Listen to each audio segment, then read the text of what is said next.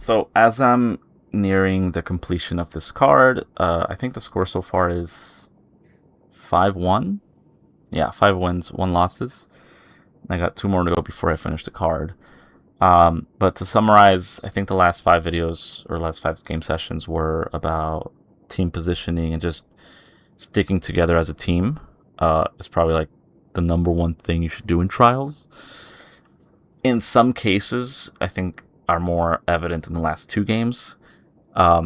Staying together doesn't mean always stay together, but it means in the moments, in the context of a 3-on-3 battle, whenever your team is trying to find the advantage to the battle, which either through positioning, through team shots, abilities, or just luck sometimes, you don't want to be out of position.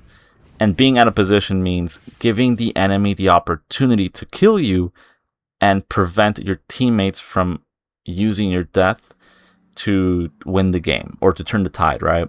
So if I were to die outside and the rest of my team is inside, I'm out of position. Not only because I'm, like, what do you call it? Geographically, like, outside, but my teammate's inside. But my teammate can't get me. My teammates cannot get me. They cannot get to me. Getting to me would be a death sentence because they have to give up the power position on the inside and try to rescue me on the outside. And vice versa. If you die inside and the rest of your team's outside here playing the zone, then you just gave away your only advantage, which was numbers. So then teammate dead here, that's fine. I can res him, so I'm going to get into position to res. I won't be able to do it just yet.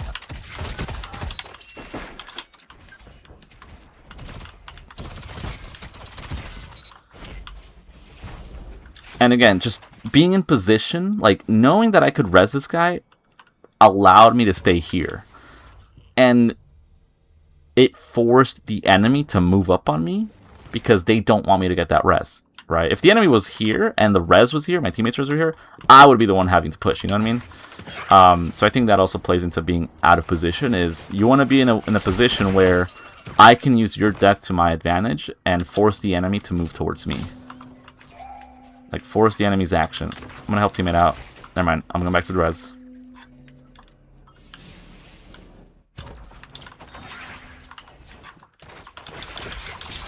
Win that. Win that too.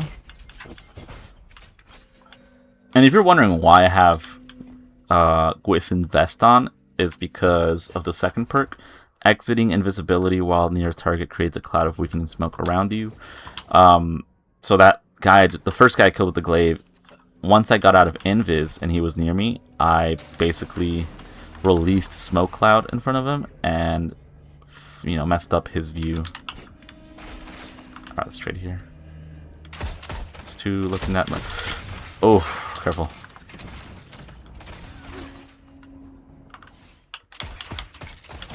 One down.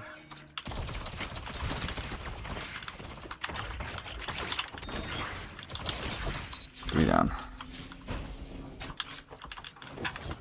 So I think, sticking together is great. Sometimes when, a team doesn't have that internal coordination down, you'll find yourself bumping into people or trying to use the same angle to shoot the same guy, which then forces one of you to lose because one pushed the other guy out.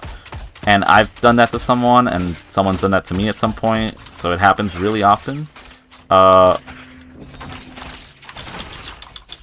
When you recognize that's happening, the first thing is not to panic, it's just to step out and go into cover. Like, step out, go to cover.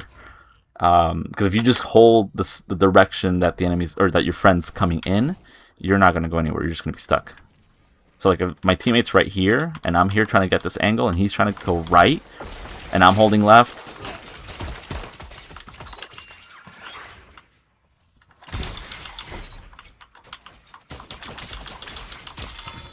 alright, that counts. That'll just lead into a situation where you're both trying to fight for the same lane, and the person on the outside of cover, will probably die first. So just be mindful of that whenever you have a teammate that's trying to use the same lane as you. Just, maybe take a step back, or let them have the whole thing. So even though I'm weak, I'm trying to keep an eye out, because I know they're trying to go for the reds.